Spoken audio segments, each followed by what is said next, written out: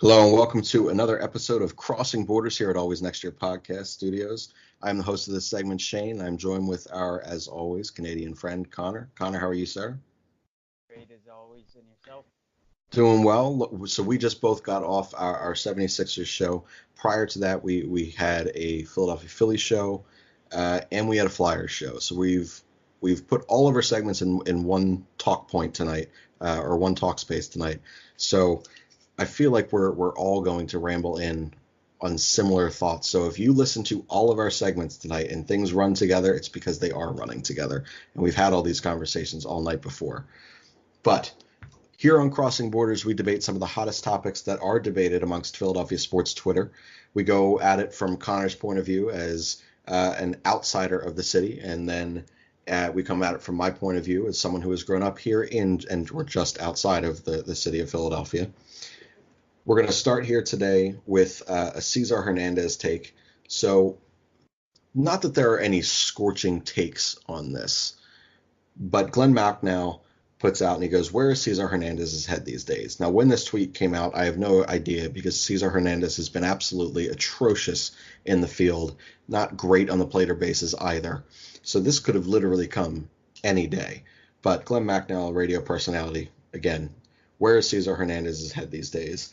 Cesar Hernandez is at this point should be extraordinarily grateful that Scotty Kingery is hurt right now because he would not be in this lineup at least for the last 9 days or so. Connor, what is your take on Cesar Hernandez and what it is that he might be going through right now that is causing him, an otherwise fairly decent player, to be very below average right now?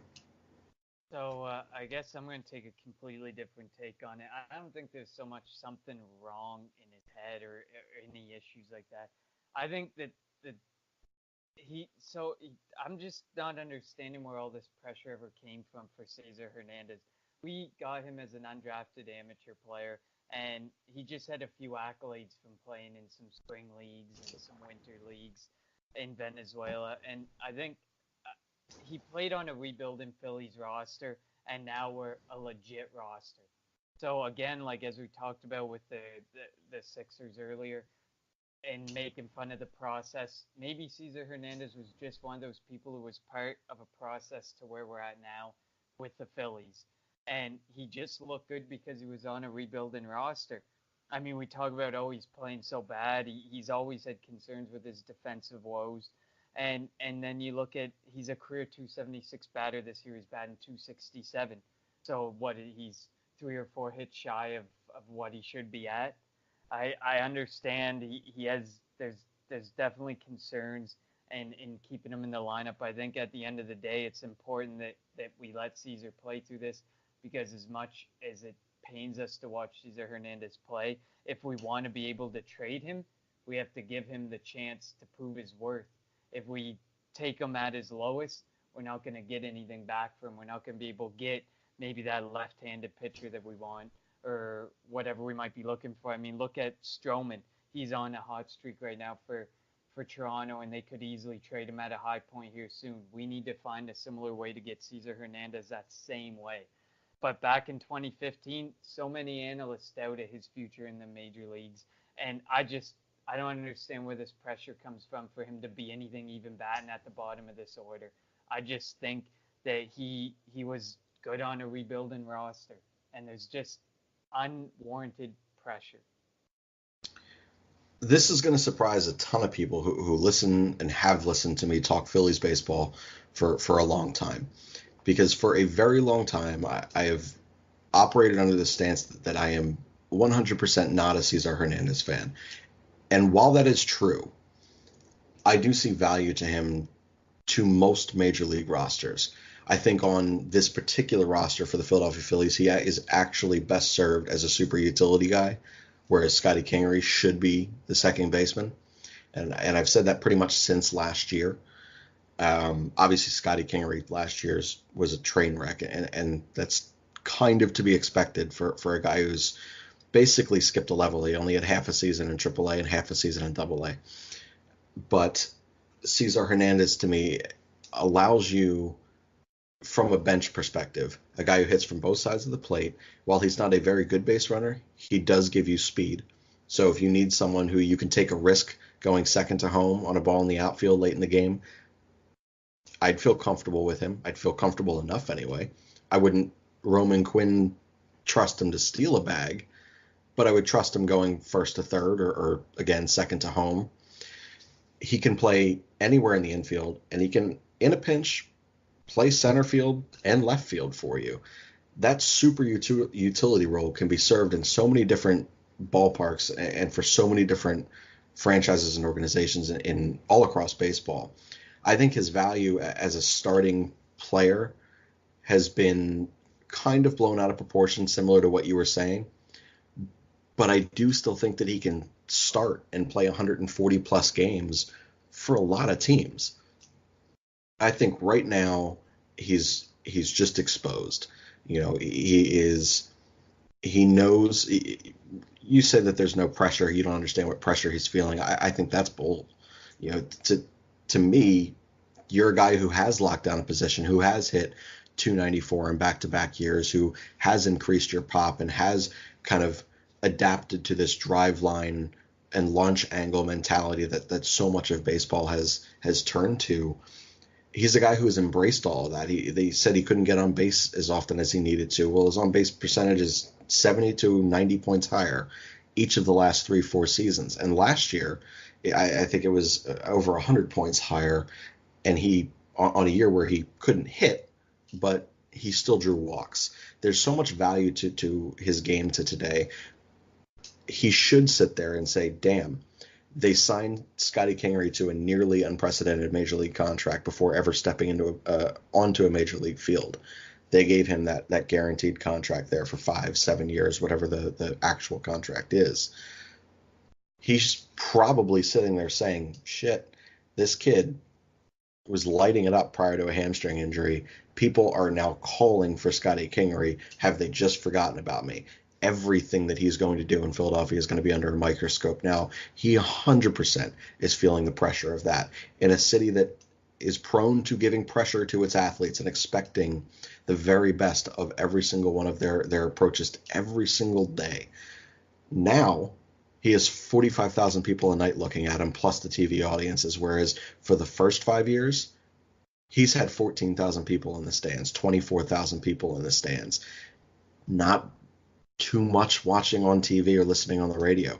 Cesar could kind of skate by, and when he makes a boneheaded play, he makes a boneheaded play. He was the only guy hitting. Now, you got a roster full of people, and you are the dead weight. He has to be feeling the pressure now, whereas he never used to.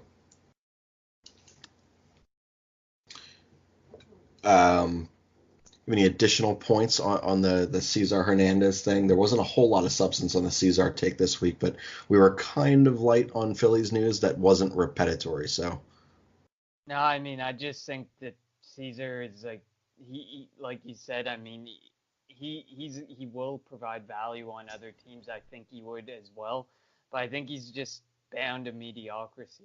I don't think he's genuinely gonna go and impact the team enough to go giving us a bunch of great players in return or high ranked prospects as much as I'd love that. But I mean, I think I think it's just an issue of the Phillies not seeing the writing on the wall, and he's ultimately disappointed fans because we saw a strong player, like you were saying, with 14,000 people watching, and now there's 45,000 people watching a mediocre player who's taken up a space on the field that should be for somebody else. But like I said, I think we need to see him play it through. He has to get a hot spell, and then our managers have to say, okay, this is the time. Let's sell on him. And similar to situations like the Blue Jays are doing, they want to move on from Stroman and Sanchez and Smoke potentially to get younger pieces for Vlad. Well, they got to wait for those hot times and they got to sell high. And I think that has to come with Hernandez. But if you sit him on the bench, he loses his value, and you'd be better off letting him go as a free agent.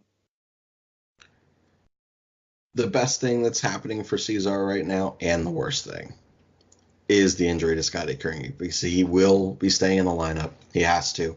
You're not going to play Sean Rodriguez out there. You're not going to play Phil Gosselin out there. this is Cesar's spot for the next several weeks until Scotty is back. But the best thing for the Phillies, just like you said, they need him to kind of catch fire and to be the guy that he's shown he can be. Like I said, I've never been a big Cesar fan, but I do recognize his ability and his value to our club and to other clubs.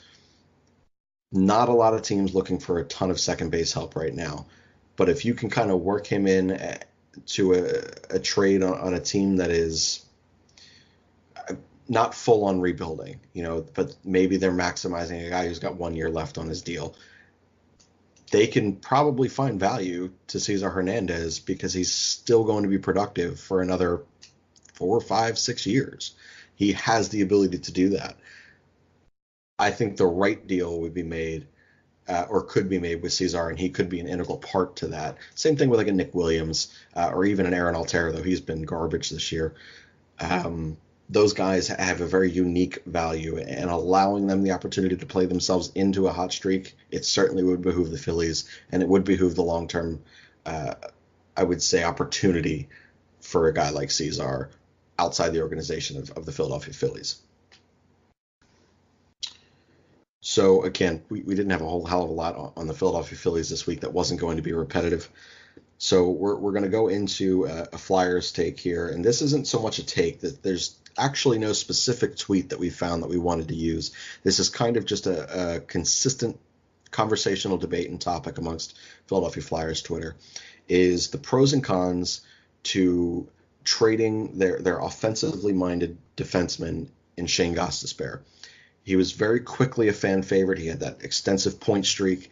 I think he had, I can't remember the points off the top of my head. He was high 60s in points, I want to say 2 years ago.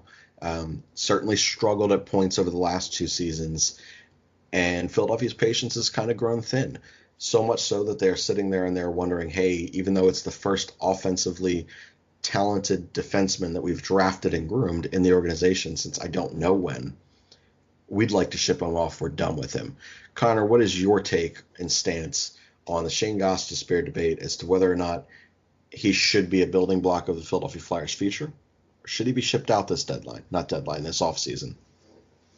I believe he should still remain a Flyer. I think that fans are giving up too soon, just as the Philly fans who sit there and boo Bryce Harper whenever he strikes out. I believe that he's a defensive leader, and he's a key cog, especially and shot on that power play unit. Who are you going to throw in there who has a shot that like Shane Gostisbehere? Who on that defensive line can skate like Shane Gostisbehere? I remember hearing one night that he used to be a figure skater, and that's how he's able to skate the way he does. I mean, we think about Shane Gostisbehere, he's fresh off a 65-point season, and yeah, he had a rough season. So did everybody on the Flyers. I don't think there's many people outside of Couturier and Giroux and some of the people who got called up like Hart and Myers. I don't think there's many you can say had a great year. But if you look at his last 4 seasons from a plus-minus perspective, he's a +8, -21, +10, -20. Maybe he's just that type of player where he bounces around like that. But I find him just a truly strong defensive leader. I love Ivan Provorov, and Travis Sanheim's probably going to be great, but I see Gostisbehere as more of that leader, where Provorov and Sanheim might be more of the quieter people in the background. I think he's just prone to cold spells like anybody else, and he's an extremely smart player. He doesn't really take stupid penalties. His penalty minutes generally stay under 30 in an entire season, which is extremely impressive as well. I mean, maybe he's just not that. Maybe he's a defensive leader, but not that type of person who you expect to be your number one defensive player, but maybe put him on that number one defensive line. Maybe he's a mediocre career player who's going to have a hot season, a cold season, go back and forth. But we just have to have a bit more patience with him. I think it's just because he's the top defenseman in our eyes right now. So we want him to produce like a top defenseman. So when he has a cold spell or an off year, we immediately think call for his head, call for a trade.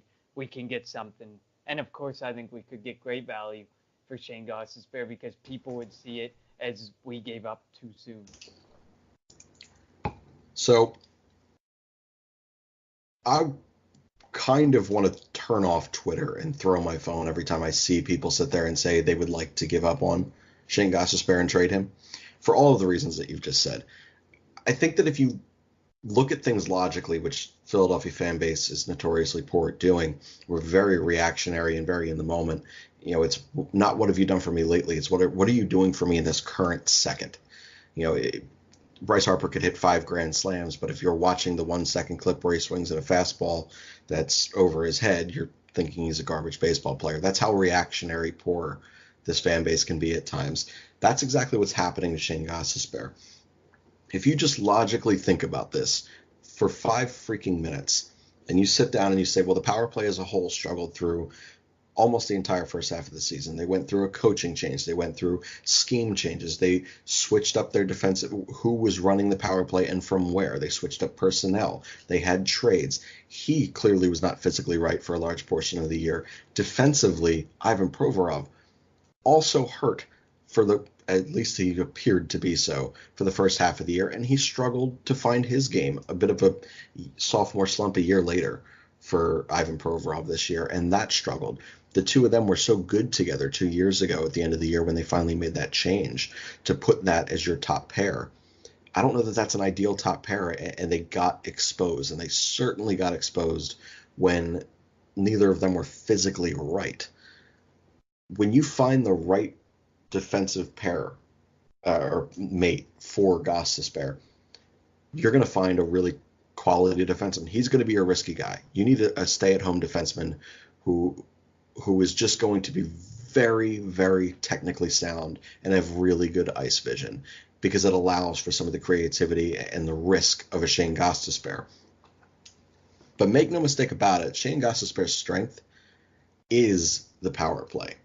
So I think he was averaging, correct me if I'm wrong, I think over the 3 years prior to this current year, he averaged probably around 25-ish power play points per season there. I don't know. I don't have the stats up in front of me. I think it's about 25-ish, 26, somewhere in there, power play points. So his slap shot, when accurate, is phenomenal. But what I want to see more of, and what I think Philadelphia should want to see more of, is that quick snap. It's more accurate, and it allows for deflections in front. He got away from that this year. He got away from what he had done 2 years ago, where he developed that snapshot from the top, which again allowed and enabled for guys like Couturier, for Nolan Patrick 2 years ago, for Wayne Simmons in front of the net to get that dirty goal at the goal mouth. Shane Gostisbehere, we don't draft defensemen like him. We don't groom defensemen like him. We groom disappointments here in Philadelphia at the blue line. Shane Gostisbehere is not that. The fact that he's had, if you want to take plus minus as your overall evaluation of someone, okay, he's good, he's terrible, he's good, he's terrible. I don't necessarily agree with that logic.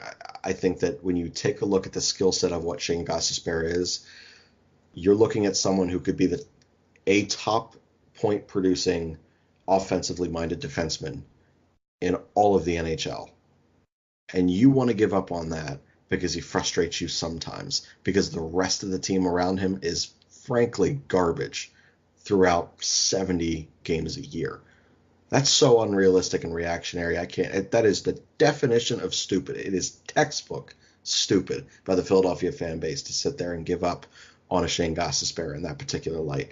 That's all I can say on that. I'm going to get too pissed off. I mean, for Flyers fans, for the true diehards, they would have realized that our top power play unit for like half the year, probably a bit more, even after Hackstall got fired, was 5 offensive players.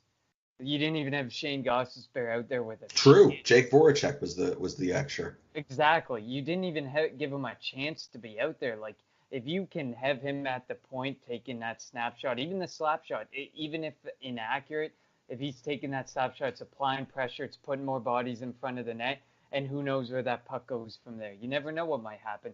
But if he's manning the second power play unit that gets that final 25, 30 seconds of the power play, and then they're done and gone, what do you expect from him? What do you expect him to produce?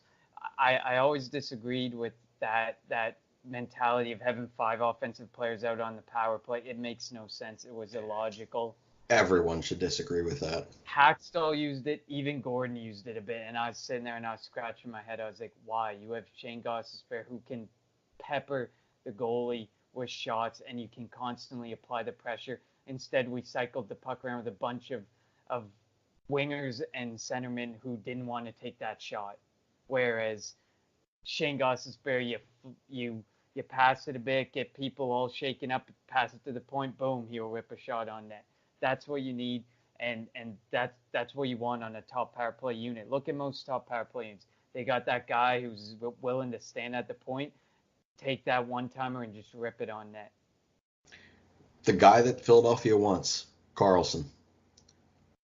That's Shane Gostisbehere. Now, I am not saying Shane Gostisbehere is as talented as Carlson, but I'm not exactly prepared to say that he couldn't become what Carlson is offensively anyway for a power play. If you use him right, exactly, because Carlson, you're gonna bring Carlson in, and you could very well turn him into Shane Gostisbehere, this defenseman that's stuck in mediocrity because you put him on the second power play unit and watched 5 forwards try and score a goal, but none of them wanted to take that shot.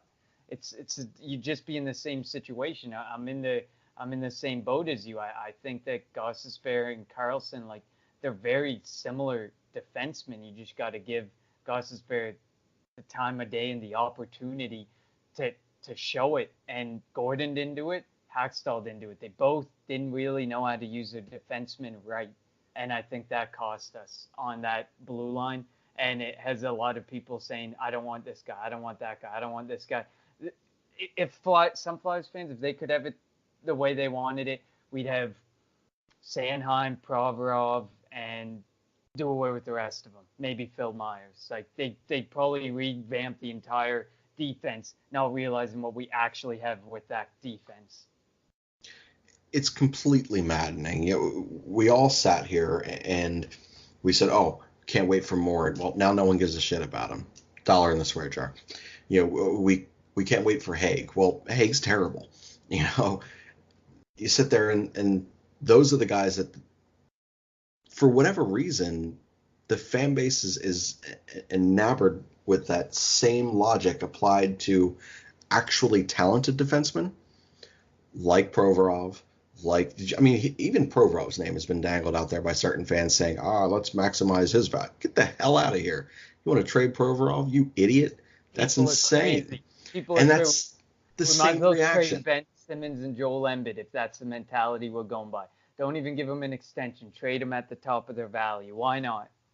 And it's just, and you said it earlier, it's illogical, it's impractical, it's irrational, it's ridiculous. And this fan base at times is maddening. Again, sometimes I just want to log the hell off of Twitter and just give up and just say you win. Philly Twitter, you are the stupidest humans I've ever met. And I know that you're our listeners, and I know that half of you are probably sitting here on the other side of me and Connor right now and on the other side of this take. But please know that you're wrong, you idiot.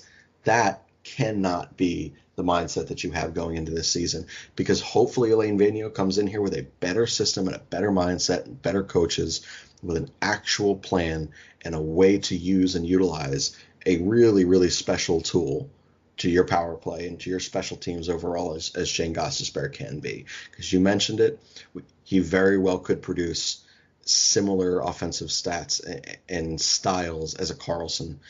And just the same, if we ship him out and we bring Carlson in and we pay Carlson $2.5 million a year more than what Gostisbehere's paying, and we have to pay him for 4 more years than what we were paying Gostisbehere, and he comes in and produces a similar stat line as Shane Gostisbehere, the city will lose their freaking mind. Just keep what you got. He's got a reasonable contract, and he is a lethal threat when in the right system. He has an insanely reasonable contract. He's $4.5 million for the next 4 years, and people are crying for an Erik Karlsson. You want a $7 or $8 million glorified, an older Karlsson. Gostisbehere? Yeah, an older. You want like a glorified Shane Gostisbehere? Then go ahead and pay $8 million, but you'll be crying about that contract 2 years into the 5 years. Yes, you will. And I don't want to sit there and say that I'm anti-Karlsson. If you could find a way to make the finances work of a Karlsson and bring him here, you freaking do it. Like, you'd be an idiot not to.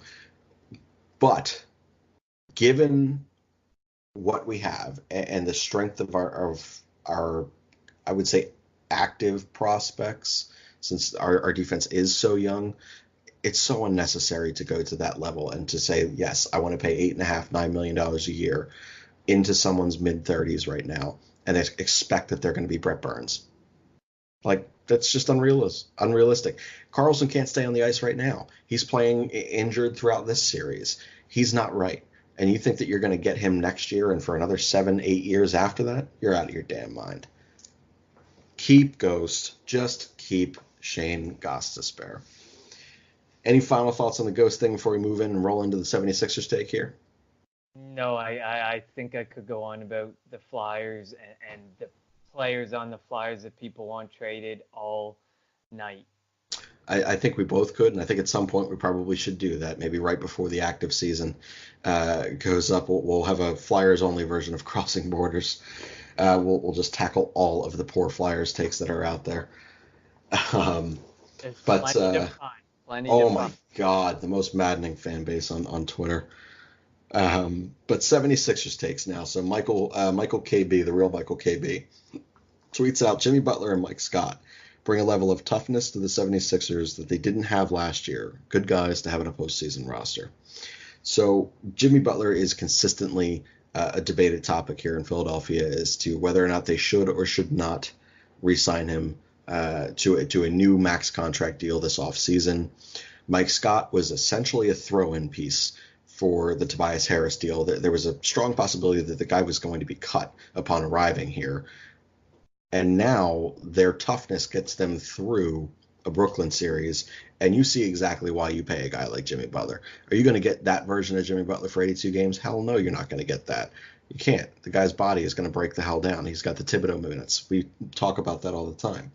But we're sitting here and we're going to talk about a level of toughness and grit that is needed in NBA playoff basketball. And those two provide it better than anyone on the Philadelphia 76ers roster. What is your take on the two of them? I think they exemplify the classic Philadelphia attitude, that attitude that for those of us who have watched for years know and love. Grit and toughness equals leadership in Philadelphia. Look at Allen Iverson. Look at the Broad Street Bully days in Philadelphia, the Flyers. How I wish I could go back, even though I wasn't alive. The underdog Super Bowl 52 Eagles. Grit and toughness is leadership in Philadelphia, and they just exemplify that. I mean, Butler is a closer. He's got an attitude, but that's what we need. He's a big time shooter, and Scott's not afraid to shoot, and he's willing to take control in situations. He's willing to step up, and he'll step in if someone's going after Embiid, and he'll take that technical. He'll take that flagrant.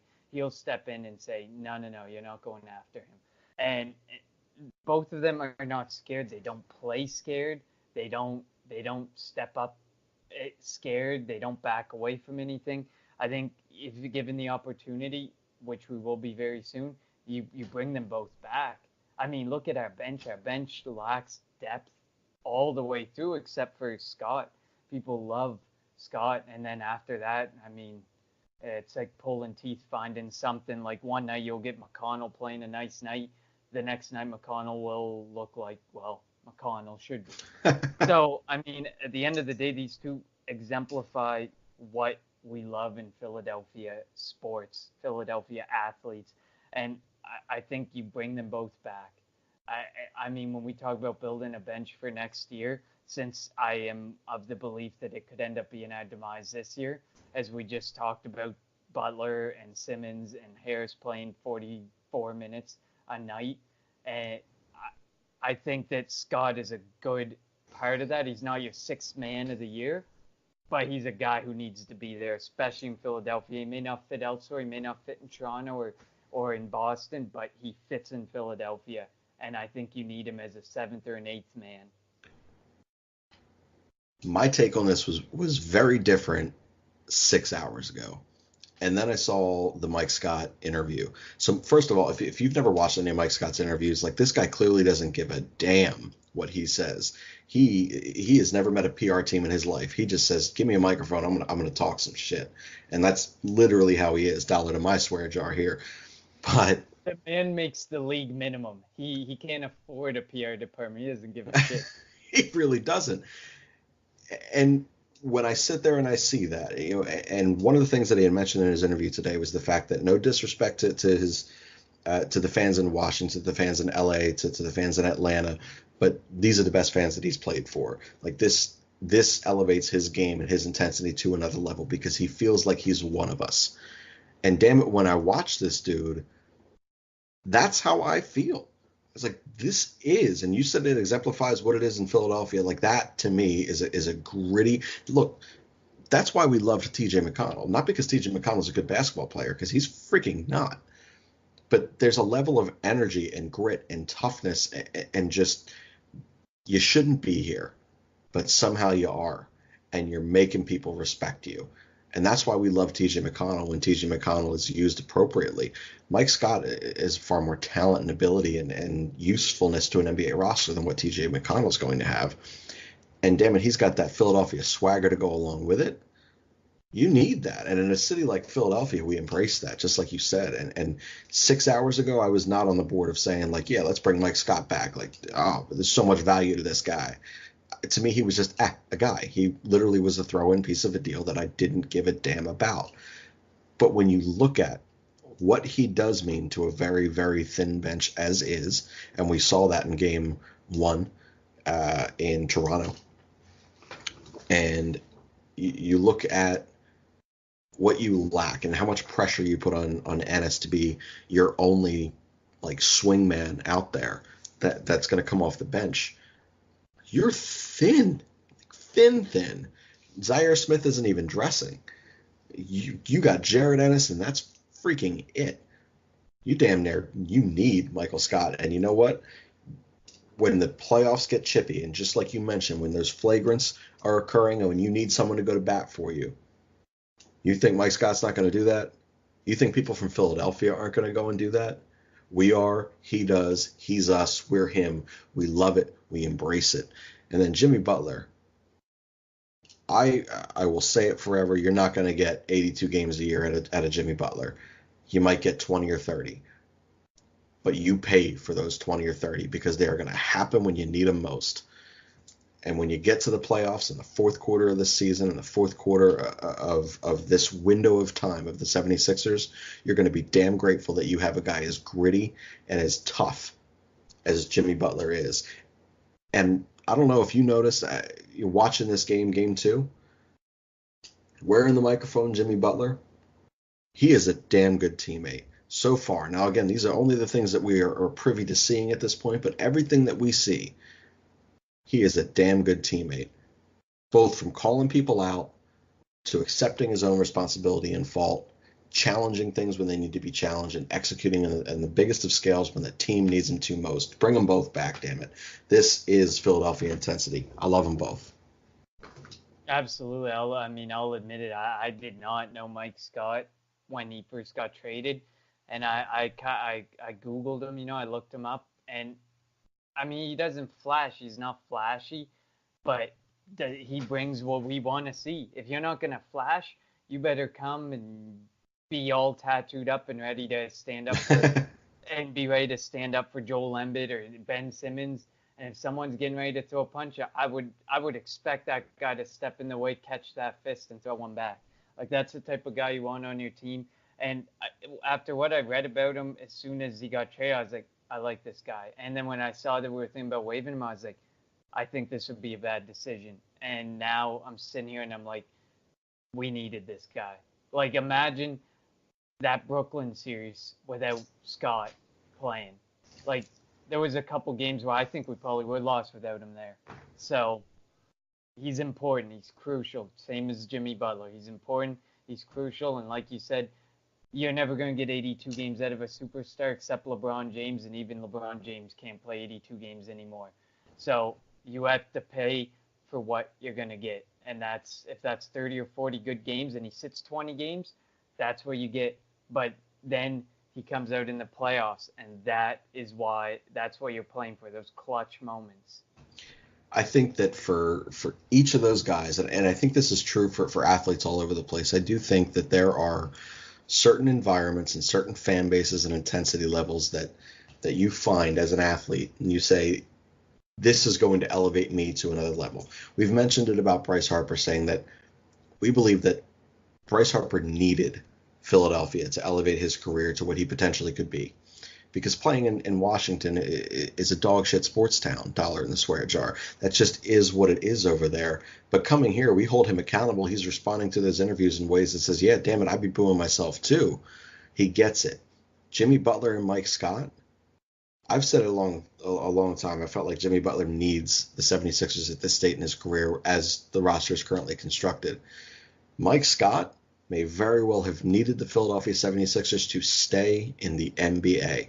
Like, we may actually give this guy and make this guy a real NBA basketball player as opposed to a very fringe basketball player that he was. I don't know if you remember in the playoffs, 2000, I want to say 2012, maybe 2010, 2012, Lavoy Allen gets a contract because of how he plays in the postseason. Gets a contract, never freaking plays again. Essentially, never plays again. He plays like 2 or 3 more years with us and then Indiana. But he was a garbage player. But he needed Philadelphia, and he needed the matchup in I think it was Boston that they played. But he needed the matchup there to get him paid. Yep. Mike Scott needed Philadelphia, and now that guy is going to find himself on a meaningful NBA team and roster, playing meaningful NBA minutes, not just in games 1 through 42. He's going to be playing in the playoffs too. Like, this is a guy who's going to flourish here in this city because we embrace guys like him. So again, in my point in perspective, bring them both back. Pay him, give Jimmy the max if that's what you have to give him. You're seeing exactly why you need to right now. Our last take that we have, and we saved this one for last because you and UNL, I believe, talked about it, or at least a little bit. It might have just been in their group chat, actually. But on the Kelly Green Hour, so the Donovan McNabb thing. So Donovan McNabb, just saying Donovan McNabb's name is enough to be like, that's our take right now. What is your feel on Donovan McNabb in the city of Philadelphia and what he did for the Eagles and how he is now? But Donovan McNabb goes ahead out and he says a statement about Carson Wentz. He says that if Carson Wentz does not take this team to the NFC title game in the next 2 years, or that he is continuing to be riddled with injuries over these 2 years, that the Eagles should look into drafting and finding a new quarterback for a new franchise quarterback for their organization. What is your take on this Donovan McNabb take? Because this sent the internet and sports radio here in Philadelphia just off for over a week. I had to actually listen to music in the truck instead. Well, I'm just gonna go. So here's the news flash. The reality of the situation. Donovan McNabb is a sports analyst. This is his job. Just like Stephen A. Smith, he may grind your gears. Stephen A. maybe not so much. Colin Cowherd, he may grind your gears and you may absolutely despise him, but damn it, that's why he's getting paid. He's an analyst, he's doing his job. Do you genuinely think that Donovan McNabb means what he said? I kind of am on the fence, and I'm on his side and saying, like in the interviews where he's defending it, he's an analyst. This is what he's paid to do. He's speaking the truth. Do we want to be stuck in mediocrity? If I'm sitting there after the almost MVP year he put together, and then he comes back from these injuries and he puts up 2 duds of seasons or gets us to the playoffs and we're out in the wild card game or something, do you want to be stuck in that mediocrity again? Because I definitely don't want to be. And what if he becomes injury prone? You just don't know. I mean, I never want to say that. I don't want to wish it upon the guy. And I really like Carson Wentz, but there's a very real possibility he could be an injury prone player. And it's I don't think people go and they attack him personally and go on about what he did for Philadelphia. And I mean, yeah, he was a great quarterback for us. I mean, did he do anything? Not necessarily, but Wentz had a stellar 3/4 of a season, and then he had to hand the reins over to Foles because he got hurt.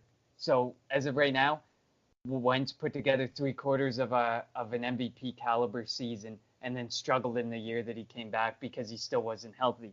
So I mean, he can continue to put together these MVP caliber seasons, but what are they worth to us? What are they worth to Philadelphia fans if they don't result in playoff runs, Super Bowl bursts, or the Super Bowl that we want again, that we or want to get again? I think we just have to more realistically look at this as just a hot analyst take that you hear from Stephen A. or you hear from Colin Cowherd. It just so happens that I don't live in Philadelphia, but you piss off Philadelphia people or you say something about somebody they love, and this is a backlash you're going to get. I see it. I'm happy to sit in Canada across the border from you guys watching the chaos because I'm like, damn, I wouldn't want to be Donovan McNabb walking through Philadelphia after that take. I am about as anti-Donovan McNabb as you will find. I've always, which is weird, when we drafted him, I was super, super stoked. And I'm a Texas Longhorns fan, so like logic would tell you that I would want Ricky Williams in that draft. I loved Donovan McNabb, and early on in his career, I really liked him too. But there was these moments of immaturity in these moments that you needed to be a leader to this franchise and to your team, and he failed every single time that he had the opportunity to do so, and he always had excuses and attitudes. And I, along with a lot of Philadelphia, never forgot that. I'm not discrediting what you said. I do think that if I closed my eyes and I heard Stephen A. saying the same take that Donovan McNabb said, I don't think that I'd be angry. I would still say that he's an idiot. I would still say that, no, that take's incorrect to me.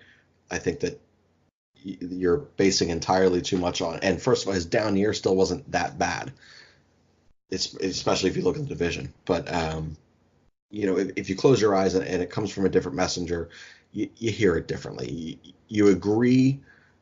Like if you're on my side, you sit there and you say, you're an idiot, no matter who says this take. But when Donovan McNabb says this take, you're a spiteful jackass that no one cares about anymore. Get out of relevancy. I actually think that it drew more negative attention for Donovan, and actually took some shit away from Carson, because that's how much people hate Donovan McNabb in this town, because he was such an ass, and he's been an ass ever since he left this town. It's so hard to judge this take. It's so hard to sit there and look factually at it. I mentioned in our group text because you can logically look at certain points. Now, I disagree with these points, but from a logic-based standpoint, yes, any franchise quarterback who's had multiple season-ending injuries and can't get through the playoffs, they should be on a hot seat. Every town, every football town in America is going to say, yes, you should be on a hot seat. Andy Dalton, you're on a hot seat. Dak Prescott, if they don't win, eventually you should be on a freaking hot seat. That's logical and rash. I get that. But his down season wasn't that bad. His injuries came at a style of play that he is not going to play forever. Certain guys like Drew Brees or Matthew Stafford, they got hurt early on, and then they freaking didn't. And now they're the most stable quarterbacks in all of football, some of the most stable quarterbacks in all of football. This is just one of those really weird takes that, because of who said it, it makes the contents of that just so much more emotional. Again, if I close my eyes and hear Stephen A. say it, I'm like, you're an idiot. You're wrong. When I hear Donovan McNabb say it, I want to punch my windshield out. I was so pissed off because it was Donovan. And that's irrational on my end, but that's how Philadelphia sees it right now. How are you enjoying the show? Is it good? Yeah, I don't know about like I mean, in the second year of this contract, say the statement is true, then we will be in the first season of Carson Wentz making like $35 million a year, more than likely. And I understand everything that we've invested into Carson Wentz. And like you said, it's all about the person who says the take. If it was Stephen A. or if it was Well, I can't use Colin Coward because I hate everything he says for the most part. But Oh, he's a jackass. Stephen A. Like if I hear it, I'll be like, okay, yeah, I kind of I see where you're coming from. But like you say, you hear from Donovan McNabb, and it just grinds your gears. You're sitting there and you're like, how can this guy say that after he couldn't even bring us a Super Bowl? How can he have the audacity? But if you let him play through this year, he doesn't give you anything. You give him $35 million, a fresh 5-year deal with like $100 million in guarantees or whatever this crazy contract will be, and he's doing the same thing again. Are we not going to look back on this Donovan McNabb take and say, huh, he might have a point? I feel like we may actually come back and look at this if this happens, because you're going to pay this guy $35 million to take you to the wild card round every year, or to maybe get to the playoffs, to be like a blonde, a slightly blonder Andy Dalton. Like you have to wonder. First of all, if Carson gets hurt again, or if the failures of this team over the next few years, that is the time frame set from this tweet. I don't think anyone in their right mind is going to sit there and say, "Damn, I think Donovan was back on. It was onto something here." No, that's not what it is. This is we're going to react to what we're seeing in that moment. We're not going to react to the bullshit that is Donovan McNabb and his sorry existence. We're going to sit there. We're going to evaluate it in the moment. When we sit there and we see, say for argument's sake, we have offensive line issues, and this is why he gets killed. Okay, that's rational to sit there, from my perspective, to say, yes, Carson Wentz was hurt. 3 out of the 5 of our offensive starting linemen were hurt. That is why he got killed. He could be getting rid of the ball faster than anyone in the NFL, but if his entire line gets hurt, he's obviously going to be subjected to more injury threat. There are other factors that are going to go into whether or not Carson Wentz is going to sit here and bring this team another Super Bowl in 2 years. I think the biggest thing that we as a fan base can do is evaluate what he truly does and the things that he is specifically in control of.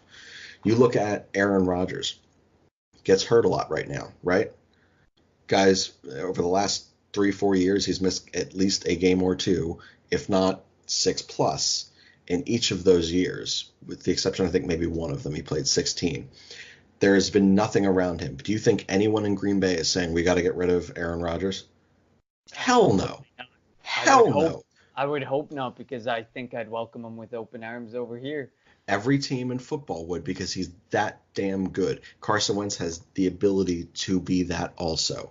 And no one is sitting there in Green Bay saying, I think we need to get rid of Rodgers. It would be freaking absurd.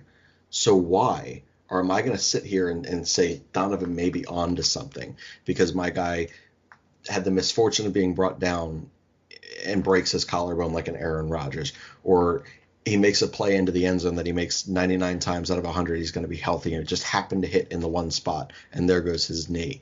Or, hey, we don't have an offensive line that's playing well together right now. His back just got jacked up. Like, why am I going to sit here and say, knowing what this guy has proven, again, he's got to prove that over the next 2 years, that if he's only on the field for 8 games next year, but he's playing MVP level again, no one's going to question this. Now, if he goes onto the field and he's playing 8 games and he's playing like dog shit, okay, like maybe you can sit there and say, okay, this guy's nothing.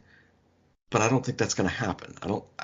Do you see any with the weapons he has? I would That's what I'm saying. I would damn well hope they've given him more than enough protection along the line. Howie oddly went almost completely offense in this draft, literally to continue to say, we're investing in you, Carson.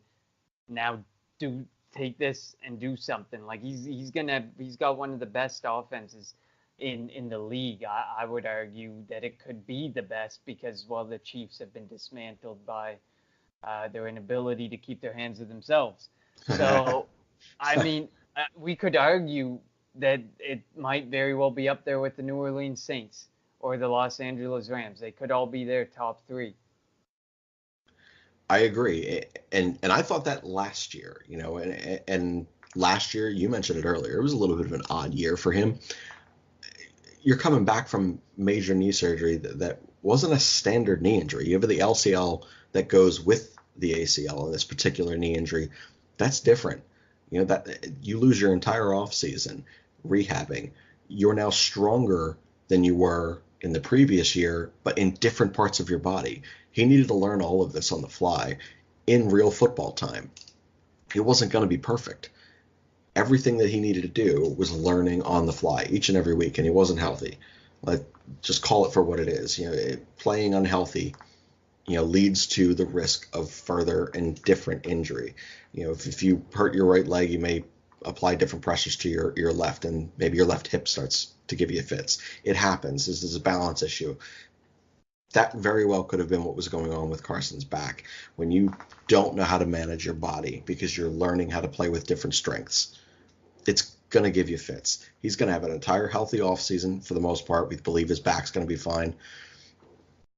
All with all these new weapons, I think it's so insane to me to sit there and think that a guy who was playing MVP caliber football is going to not be at least top 10 quarterback in the NFL with those weapons. I mean, even if Jason Peters dies on a football field again, which he seems to do at least twice every single game during a 16-game season, they've drafted Andre Dillard. Perfect. We have a guy who again, not saying you can throw him in there and he's going to be, you know, Jason Peters. It's not, but he's protecting him. That's okay. It went out, gets his running back, gets two running backs, you know, attacks a red zone threat or an additional red zone threat with wide receiver. They go and they get a speed threat again to open the top off, which is, what happened when we got Torrey freaking Smith? Open the top up, made Aguilar great, made Ertz great, made the run game more explosive, made Carson freaking Wentz an MVP caliber quarterback. So to sit here and think that that can't happen again this year and that it will not happen, that he's not at least going to be a top 10 quarterback in the NFL and that we should probably look to get rid of him, get the hell out of here. I'd sit there and say, go look at Aaron Rodgers again and say, do you think Green Bay's looking to get rid of him? They're freaking not. It's asinine to me.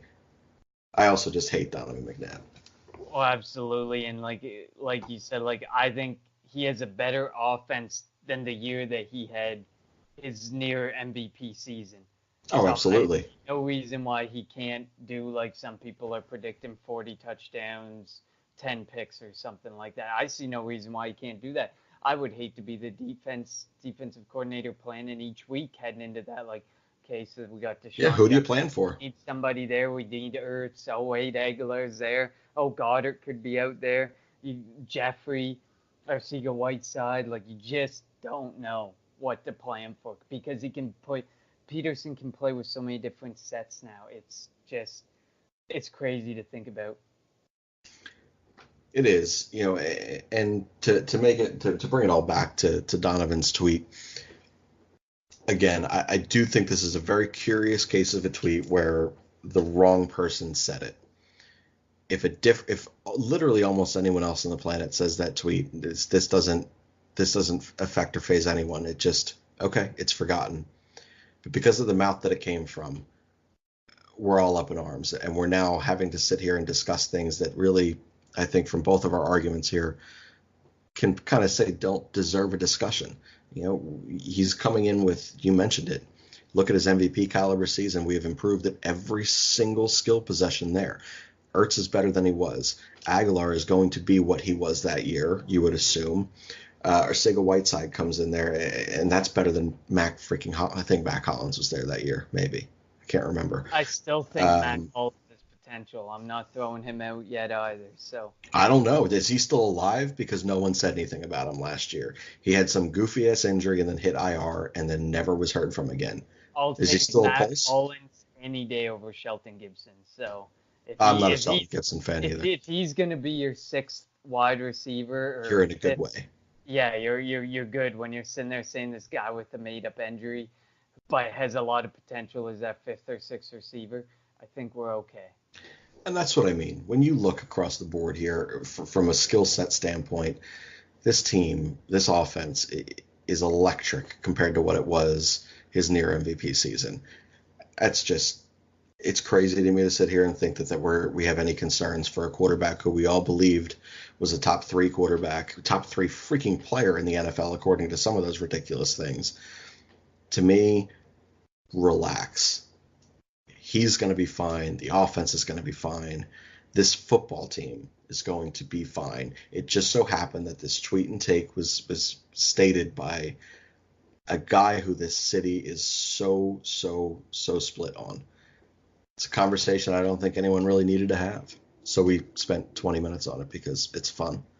All I know is they better be as electric as you're talking them up to be, or else Bryce Harper will tell you they will boo you if you go 4-and-out on your first possession. So they better be. Well, hopefully Bryce Harper and his PR team, because he has just killed it here in Philadelphia so far with all of his responses and interview questions. Hopefully he can loan them out to the Philadelphia Eagles, and if they do falter at any particular point, because Bryce Harper said all the right things, and I would like the Eagles to do all of the same things as well. Do you have any final thoughts on any of the takes or topics that we had, or any additional takes and thoughts that you have before we close this one out? No, I think we covered it. We talked about a couple topics that we didn't even think needed discussing. So the fact that we gave it 20 minutes of our time is great. That's 20 minutes less sleep for me tonight. Yeah, feel that. I also will be losing sleep heading into my final day at work. But we're going to wrap things up here for at the Always Next Year podcast studios. This has been Crossing Borders. I am Shane, host of this segment for tonight. You can find me on Twitter. It's at Shane_Mead. I'm getting tired. I'm losing my own Twitter handle. I couldn't even recall what it was. Connor, where can we find you, sir? You can find me at Connor10TEN on Twitter. All right, and do make sure to subscribe to our show and podcast and Twitter account. Man, I am really losing it after 4 segments today. It is at ANY Podcast. And again, you can find us on Stitcher, Spreaker, Spotify, SoundCloud, and Apple iTunes podcasts. Anywhere that you listen to podcasts, we should be on. This is the Always Next Year podcast. This has been the Crossing Borders segment. We will see you next week with another episode of Philadelphia Arguments and Takes.